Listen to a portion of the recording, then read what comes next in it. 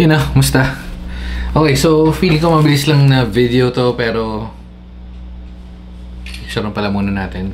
So backstory lang, ilang beses nag-cancel yung iba't ibang seller, pang-apat to pagkakatanda ko. Parang ito yung ito na. Nakalagay naman dyan sa title, diba? Kung ano, pero magkano nga to? 500. Parang ito nga yung pinakamahal. Ayan, 278 tas 278. Yung una kong nabili, parang 278 plus 170 something. Ito yung isa, 223 plus 278. Anyway, parang yun nga, umabot ako sa kanya yung pinakamahal kasi more than 500 eh, 578 yung dalawa. Pero dumating. Di ko alam kung ba't nila kinakancel. Feeling ko, di ko alam yung process nila. Feeling ko iba-iba yung ano nila, yung supplier nila, pero pare-parehas lang. Same lang ito to. Yung brand niya is Smart Tools yan. Ayan, Smart Tools. So nakakabili tayo kay Rydell Josh Enterprises. So yan. Anyway, bakit nga tayo bumili nito? Kasi wala tayong battery. Well, meron naman, madali kasi bumili naman ng battery, di ba? Yung mga standard na battery. Pero kasi, ito, parang hindi na tayo mahanap. So, charge lang. Actually, disposable naman din talaga yung mga battery. Pero, testingin na rin natin. Testingin natin pag nabuksan natin. Yun nga. Kadalasan naman binibili ko yung mga nasa supermarket, yun sa mga all home, so or yun sa SM. Yun nasa gilid, 'di ba, bago ka magbayad ng ano.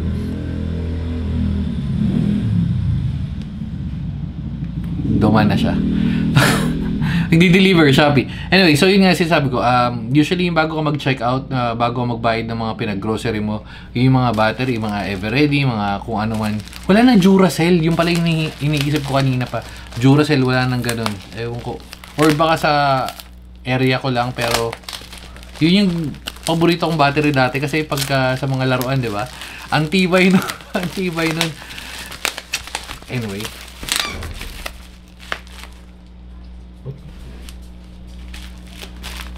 Kala ko may tumulog dito sa loob. Kay Manong pala.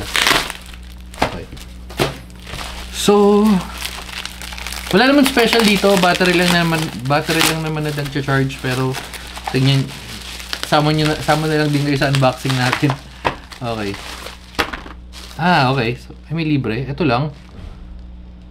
Dapat, ano eh. Kasi, ordering ko dapat. Ito maganda sa kanya. Pero 15 pesos lang niya naman ito binibenta. Tama ba? Baka mali ang sinasabi. 15, alam ko 15 pesos. Yun nga, yung 15 pesos yung binibenta. Pag bumili ka sa kanya ng dalawang ganto or dalawang AAA or etong gantong set, meron kang libreng ganto. So, ba't yung 189 na lang to? Hindi, tama, 278. 189 pala yung ano. Hindi ko magamit pa ba ng gantong battery? Parang wala na ako masyadong nakikitang yung 9 volts. Ito yung sa mga sa mga radyo dati, di ba? Ewan ko ngayon kung meron pang gumagamit yan. Type. Okay. Mahal ito. Pati ito, isang piraso. Type D. Ito ba yung malaki? Yan. So, yan yung presyo niya. Well, presyo niya nung time na video natin, pwedeng tumaas, pwedeng bumaba, pwede rin may sale, pero yan. Okay, so, wait lang, meron pa pala ako nakita. Bago ko bilhin yun, may nakita ko sa kanya na ito, hindi ko alam kung anong difference ito, or siguro sa voltage lang, or mas, actually voltage lang, kasi ayun 4 hours charging time, 2000 mAh, yun nabili natin is ano lang, actually dito, nakita natin dito, 750 ba? MWH eh.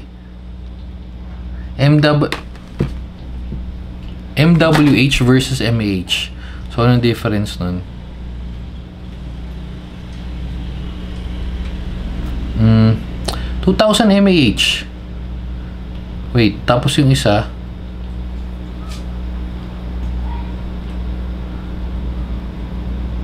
Ano 2000 MAH ba? MWA? MAH pares lang. Pero yun, convert convert nyo na lang, pero ayun yung libre.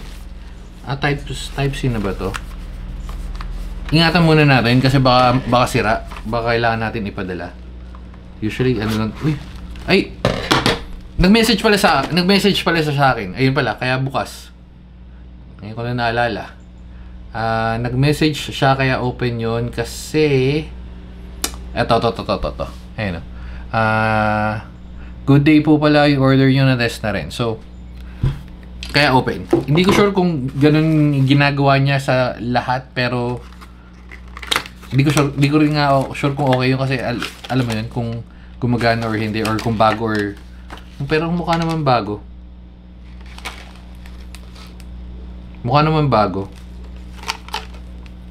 Okay.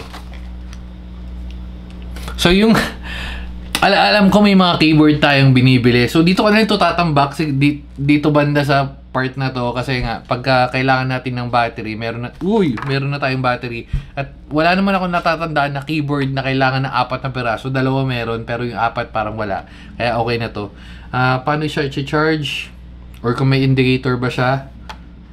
Type C lang naman to, di ba? So testing natin.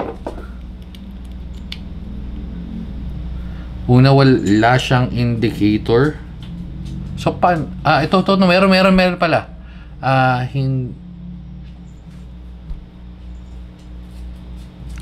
Ayun, nakikita naman eh. Ito. So, yun, nagbiblink-blink. So, feeling ko kailangan ko pa siya charge. Pero all goods, kasi itong ganito naman, makakapag-charge na to. Usually, tatagal mga charge pa. Sabi niya is full charge. 1.5 to 2 hours gamit tong kable na to kasi ito yung provided nila. So feeling ko okay na to. Meron naman tayong gagamitin na pang charge dyan. Hindi nyo kailangan maghanap. Okay na tong ganito. So may indicator naman. And yung isa, gano'n din yata. Testing na rin nila. Ayan. Maganda naman yung packaging. So pwede na para sa presyo niya 500. Yun lang so 500 kasi yung mga medyo high quality na battery parang nasa 200 plus na eh. Dati kasi mga nasa 100 plus, parang laki rin yung dinagdag, no? Pero anyway, ganoon talaga, ay inflation. So charge natin, testing natin kung may indicator din. For testing purposes, parang ito wala akong nakita. Ito wala. Pero yung isa gumagana. Gumagana siya pero hindi ko nakita nagcha-charge. Ito kasi meron eh. Oops. Ay, ba't nawala? Kanina meron, di ba? Na-check natin kanina eh. Ay, pang kable ba to?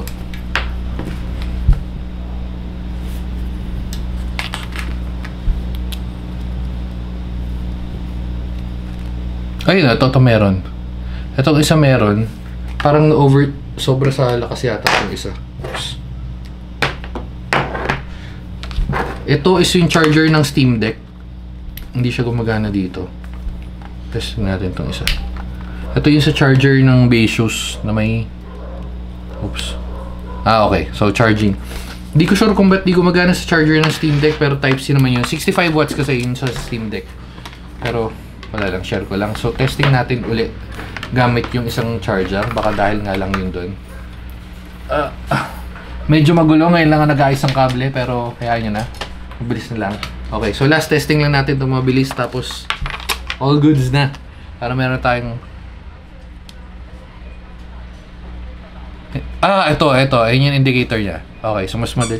Nandito yata sa taas. So, gumagana. Working naman. Okay. So, yan. Wala naman tayong masyadong dito. Nag-unbox lang talaga tayo ng... Di ba? Nagre-review mo sa battery. Pero, kung tatagal, well, for the video, kung tumagal to ng 1 buwan, balikan ko siguro after 2 months, 3 months, or comment lang kayo. Baka mamaya, 1 taon, kung gumagana pa rin siya, di ba?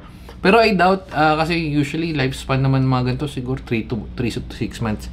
Yata, hindi ko sure kasi nga rechargeable na battery. So, ayun lang. Dito na natin tatapusin. At least may lagayan tayong cute. Oops. And, bye-bye na guys. Babu. Oops, tabi nga pa yung battery na. Yung ano. Okay, bye-bye. Babu.